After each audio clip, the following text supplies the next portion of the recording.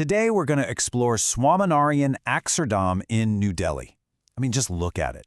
It's a spiritual campus that looks like it's been standing for 1,000 years, but here's the thing. It was built in our lifetime. This is the incredible story of how modern devotion and artistry brought a truly ancient vision to life. Okay, just try to wrap your head around this.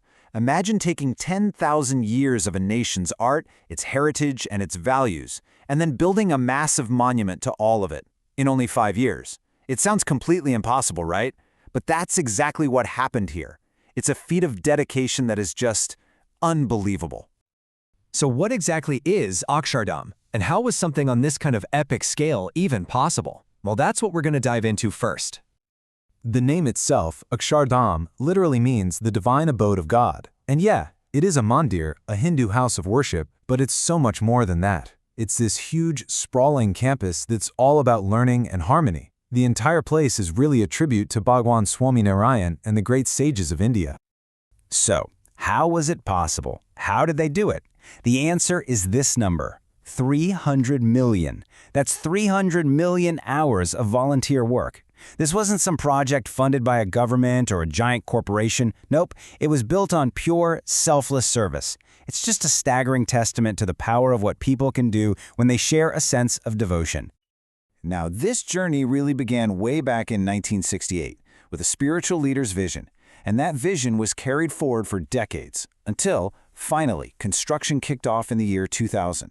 For 5 solid years, over 8,000 volunteers worked right alongside master artisans, leading to the grand inauguration in 2005. It's truly a dream that was made real across generations. All right, so let's take a virtual walk through the complex. The whole journey is designed to be this immersive experience, and it starts long before you even get to the main temple. You have to pass through this series of absolutely magnificent gates and gardens. First up, you meet the 10 gates. Now, these aren't just entrances. They're based on an ancient Vedic principle. They're there to symbolically welcome goodness and positive vibes from all 10 directions to every single person who enters. After passing through those, you get to the Bhakti Dwar, which means the gate of devotion. It's covered with 208 different sculptures, but you got to look closely. Each one shows God with the devotee. This is a really important point. It highlights the core belief that true worship is all about honoring that connection between the divine and the devout. Your path then takes you through the beautiful Mayur Dwars, or peacock gates, and they are just covered in them. We're talking 869 meticulously carved peacocks, the national bird of India. It's this incredible tribute to beauty, to purity, and to nature's own artistry. And beyond the gates, it just opens up into the Bharat Upvan, this sprawling 22-acre garden. But it's way more than just lawns and trees, you know? It's like an open-air gallery dotted with 65 bronze statues of India's greatest figures. Scientists, freedom fighters, artists, the people who really shaped the nation's story. And now we've arrived at the very heart of the complex, the Akshardham Mandir itself. This is where architecture, art, and spirituality all come together to create an absolute epic carve from stone. Okay, the scale here is just immense. It stands over 140 feet high, it's got 9 domes, 234 carved pillars, and over 20,000 sculptures. But here's the most incredible fact. Not one single piece of steel or concrete was used. It was built using this ancient tradition of interlocking stones, all designed to stand for millennia. And this right here perfectly illustrates the magic of Akshardham. On the left, you see the grand, majestic scale of the outside, and on the right, you see the breathtaking, almost impossibly intricate detail of just one of the interior domes.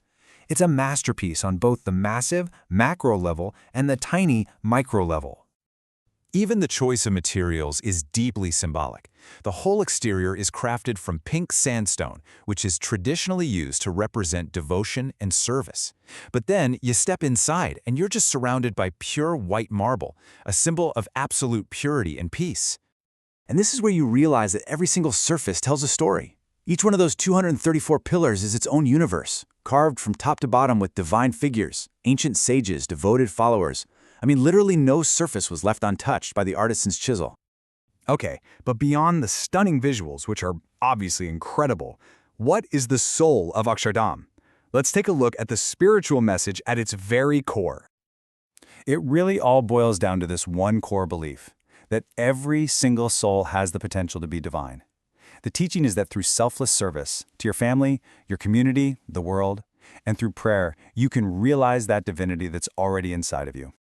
And the focal point for all this devotion is right here, in the very center of the mandir.